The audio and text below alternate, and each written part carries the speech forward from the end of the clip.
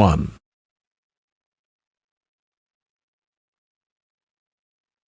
Section 1. You will hear a telephone conversation between a woman who is looking for a job and a man from a company that organizes cycling holidays. First, you have some time to look at questions 1 to 6.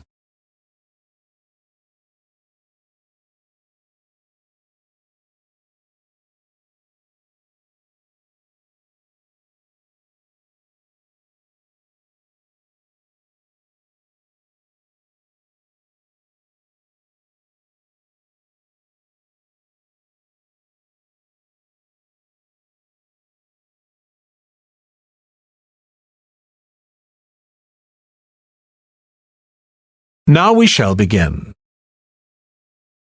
You should answer the questions as you listen because you will not hear the recording a second time. Listen carefully and answer questions 1 to 6. Hello, Pembroke Cycling Holidays. Bob speaking. Oh, hello. I've seen your advert for people to lead cycle trips. Are you the right person to speak to? Yes, I am. Could I have your name, please? It's Margaret Smith. Are you looking for a permanent job, Margaret? No, temporary. I've got a permanent job starting in a few months' time, and I want to do something else until then. What work do you do? This will probably sound crazy. I used to be a lawyer, and then I made a complete career change, and I'm going to be a doctor. I've just finished my training. Right. And have you had any experience of leading cycle trips? Yes, I've led several bike tours in Africa.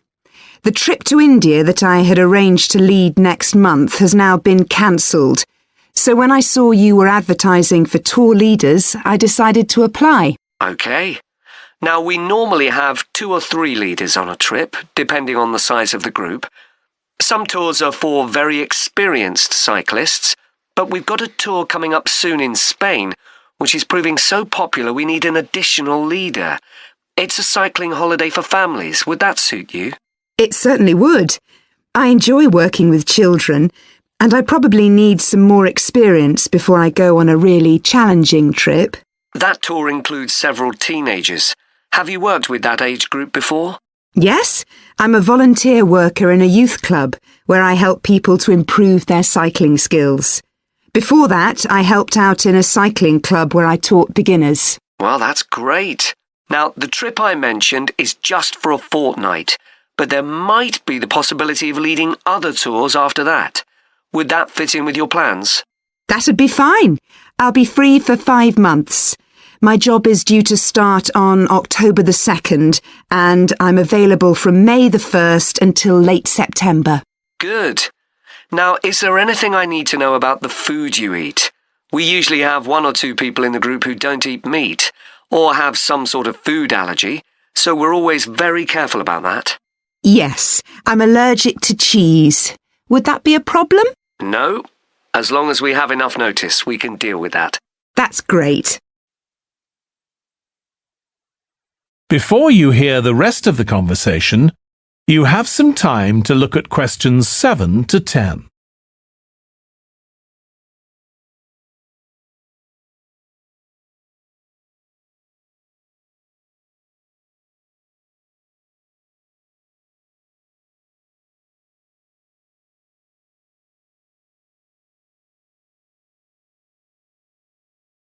Now listen and answer questions 7 to 10. It sounds really interesting. Would you like me to fill in an application form? Yes, please. Where should I post it to? Could you send it to 27 Arbuthnot Place, Arbuthnot Place, Dumfries? And what's the postcode, please? DG7 4PH. Was that P Papa or B Bravo? P Papa. Got that. If you could return the application form by Friday this week, we can interview you on Tuesday next week. Say 2:30? Would that be possible for you? Yes, it's fine. You're quite a long way from where I live, so I'll drive over on Monday. Should I bring anything to the interview? We'll have your application form, of course, but we'll need to see any certificates you've got that are relevant in cycling, first aid, or whatever. OK. And at the interview, we'd like to find out about your experience of being a tour guide. So, could you prepare a 10-minute talk about that, please? You don't need slides or any complicated equipment, just some notes. Right. I'll start thinking about that straight away. Good. Well, we'll look forward to receiving your application form and we'll contact you to confirm the interview. Thanks very much. Thank you, Margaret. Goodbye. Bye. That is the end of section 1. You now have half a minute to check your answers.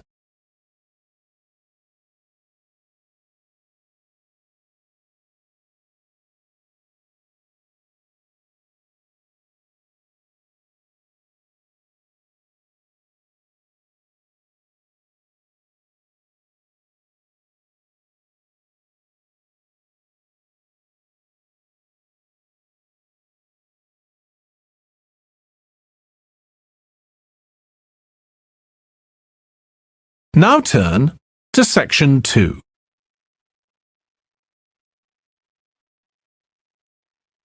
Section 2. You will hear a podcast about an area called the sheep market in a New Zealand city. First, you have some time to look at questions 11 to 14.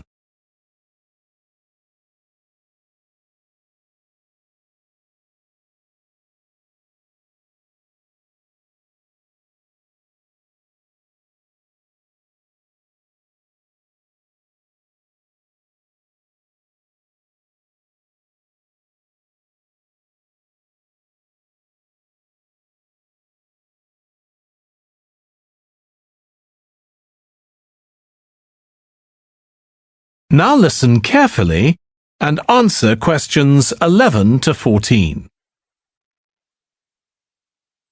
Welcome to this podcast about the sheep market, which is one of the oldest parts of the city.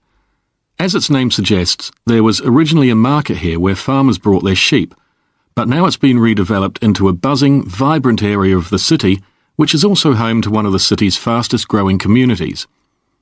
The nearby university has always meant the area's popular with students who come in to enjoy the lively nightlife, but now graduates embarking on careers in the worlds of fashion and design are buying up the new apartments recently built here to replace the small houses where the market workers used to live.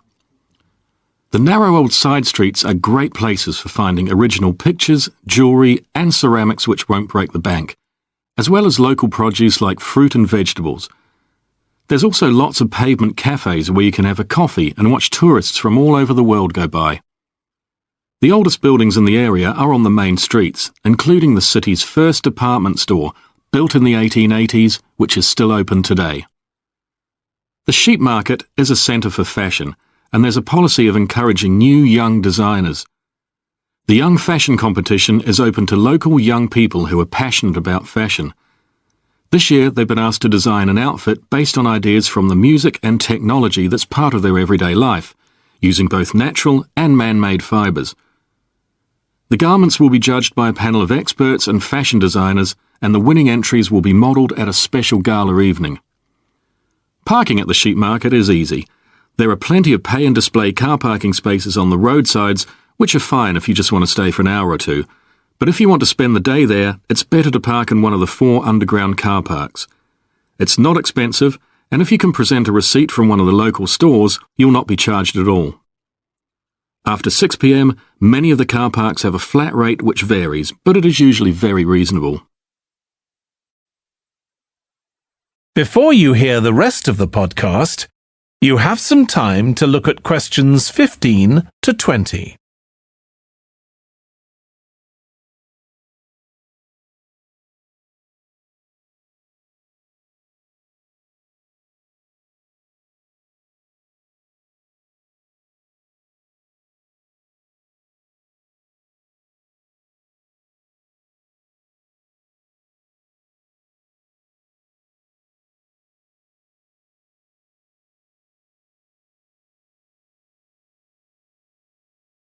Now listen and answer questions 15 to 20. The sheep market is one of the main centres for art and history in the whole of the country. If you look at our map, you'll see some of the main attractions there. Most visitors start from Crawley Road at the bottom of the map. The Reynolds House is one of the oldest houses in the city and is open to the public. It's on the north side of Crawley Road, next to the footpath that leads to the public gardens. The area is particularly interesting for its unusual sculptures. The thumb is just what its name suggests, but it's about 10 metres high. You'll see it on Hill Road, across the road from the bank. The museum's got a particularly fine collection of New Zealand landscapes. It's on the east side of the sheep market, on City Road. It's on the other side of the road from the public gardens, immediately facing the junction with Hill Road. The Contemporary Art Gallery is on a little road that leads off Station Square, not far from the public gardens. The road ends at the gallery. It doesn't go anywhere else. That's open every day except Mondays. The Warner Gallery specialises in 19th century art. It's on City Road, near the junction with Crawley Road, on the same side of the road as the public gardens. It's open on weekdays from 9 to 5 and entry is free. Finally, if you're interested in purchasing high-quality artwork, the place to go is Nucleus. You need to go from Crawley Road up through Station Square and east along Hill Road until you get to a small winding road turning off. Go up there and it's on your right. If you get to City Road, you've gone too far. That is the end of section 2. You now have half a minute to check your answers.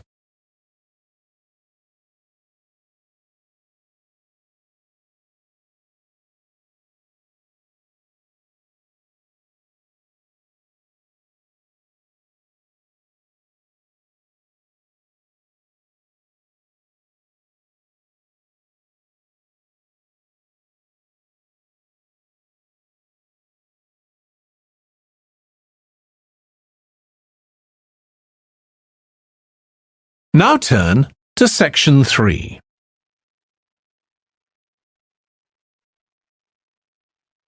Section 3. You will hear two students, Katie and Joe, discussing a presentation in their film studies course. First, you have some time to look at questions 21 to 24.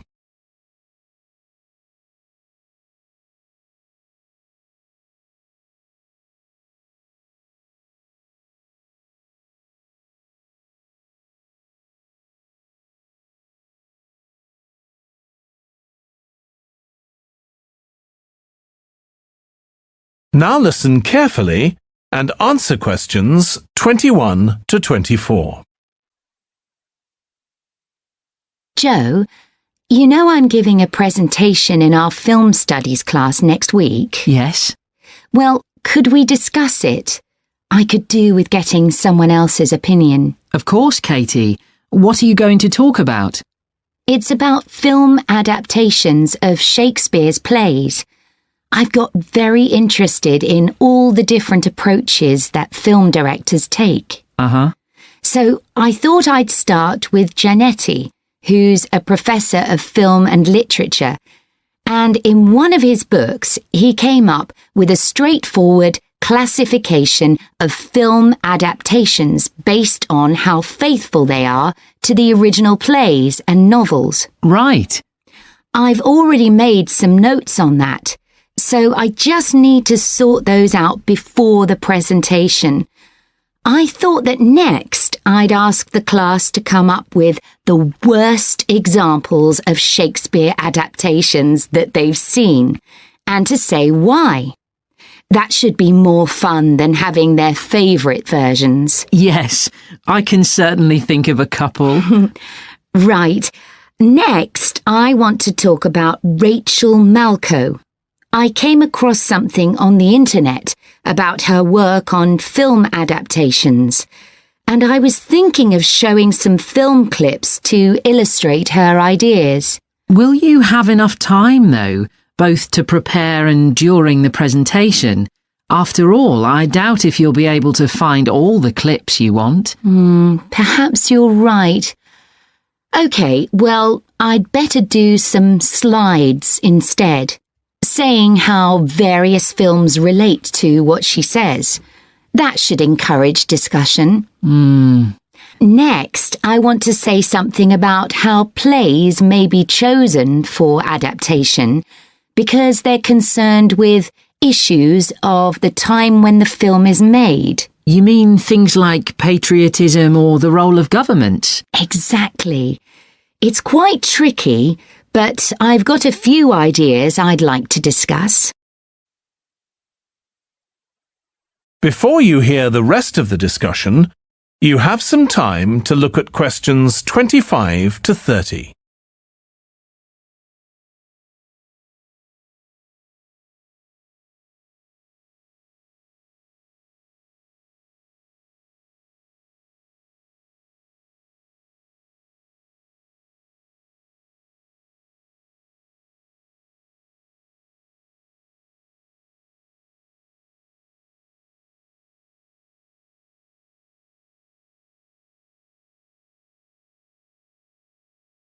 Now listen and answer questions 25 to 30.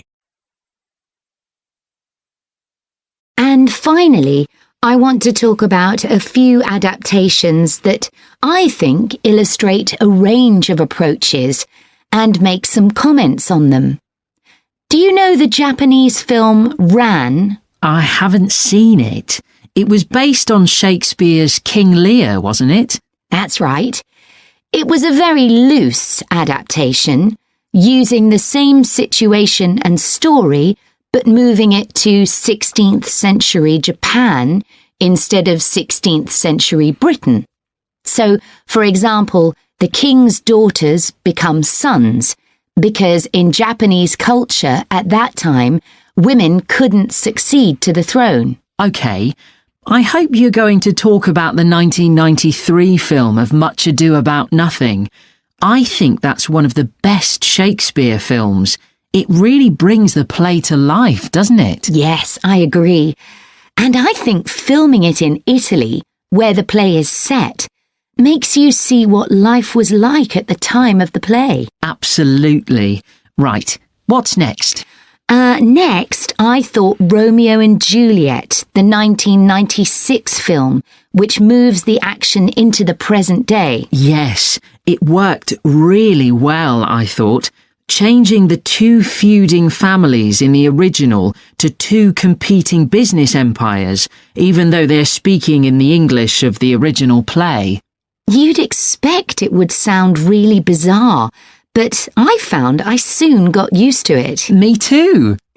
Then I thought I'd include a real Hollywood film, one that's intended to appeal to a mass commercial audience. There must be quite a number of those. Yes, but I've picked the 1996 film of Hamlet. It included every line of the text, but it's more like a typical action hero movie. There are loads of special effects, but no unifying interpretation of the play. All show and no substance. Exactly. Then there's Prospero's books, based on The Tempest.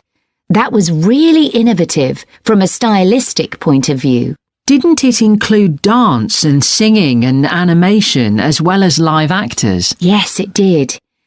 I also want to mention Looking for Richard. Did you ever see it? No, but I've read about it. It was a blend of a documentary with a few scenes from Richard III, wasn't it? That's right. It's more a way of looking into how people nowadays connect with the playwright. The play is really just the starting point. And that'll be where I finish. Well, it sounds as though it'll be very interesting. That is the end of section 3.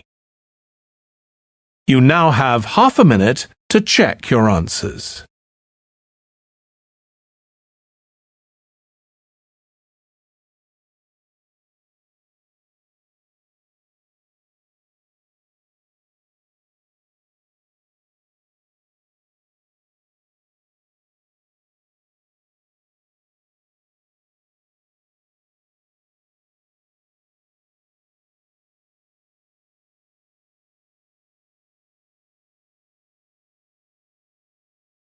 Now turn to Section 4.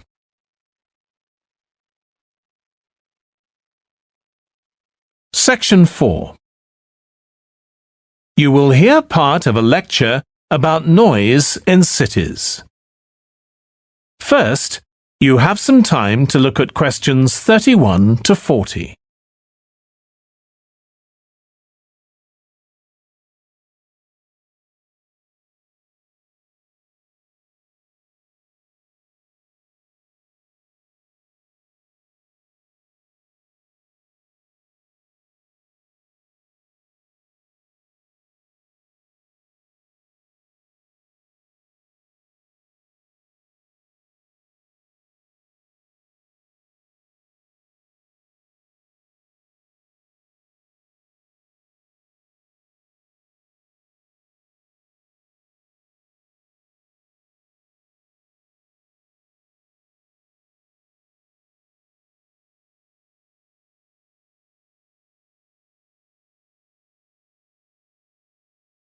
Now listen carefully and answer questions 31 to 40. This lecture will be about the science of acoustics, the study of sound, in relation to urban environments such as cities. As an acoustic engineer myself, I think this is an area where we're likely to see great changes.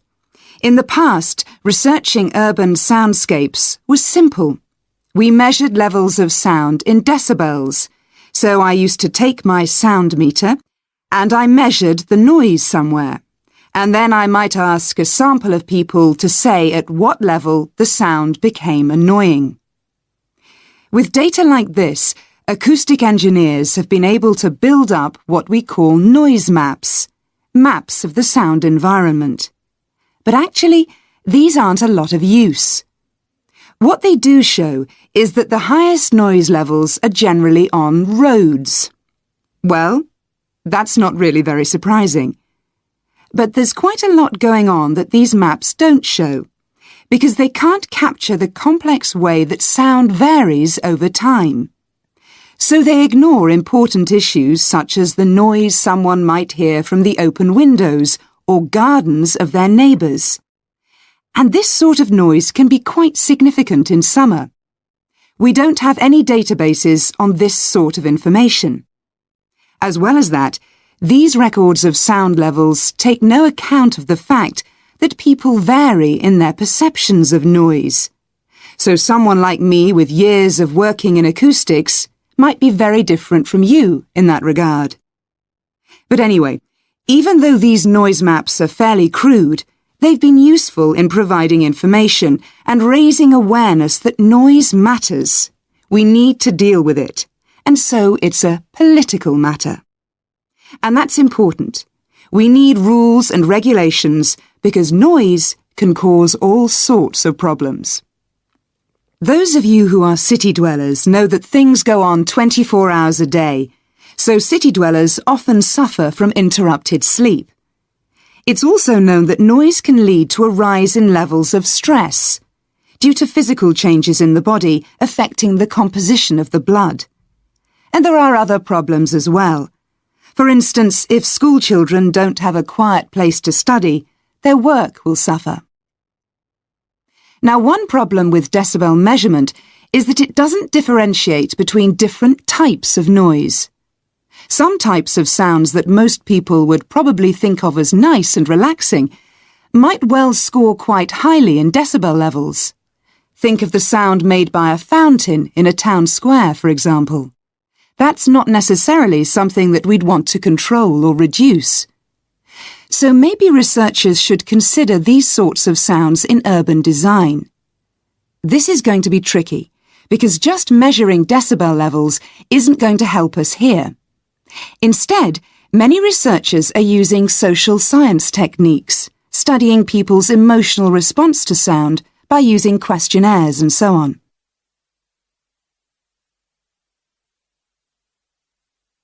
So what exactly do people want to hear in an urban environment? Some recent interdisciplinary research has come out with results that at first sight seem contradictory. A city needs to have a sense of activity so it needs to be lively, with sounds like the clack of high heels on a pavement or the hiss of a coffee machine. But these mustn't be too intrusive, because at the same time we need to be able to relax. One of the major problems in achieving this will be getting architects and town planners to use the research. Apart from studying the basics of acoustics, these people receive very little training in this area. But in fact, they should be regarding sound as an opportunity to add to the experience of urban living, whereas at present they tend to see it as something to be avoided or reduced as far as possible, or something that's just a job for engineers, like the street drainage system. What's needed is for noise in cities to be regarded as an aesthetic quality, as something that has the qualities of an art form. If we acknowledge this, then we urgently need to know what governs it and how designers can work with it. We need to develop a complex understanding of many factors.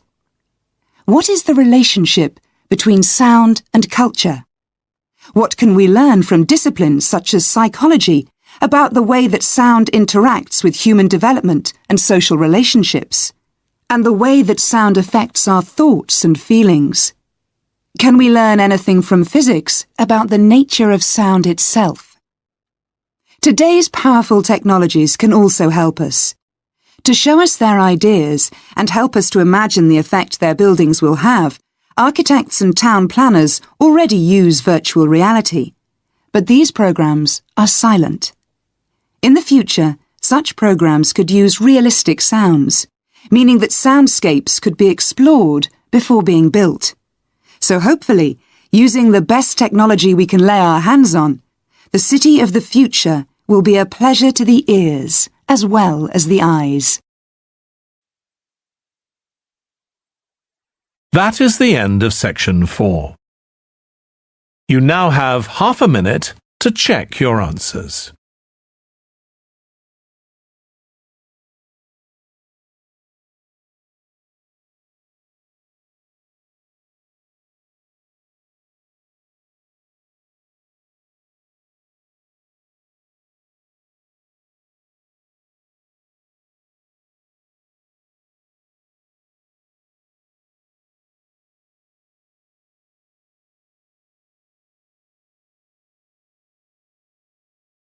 That is the end of the listening test.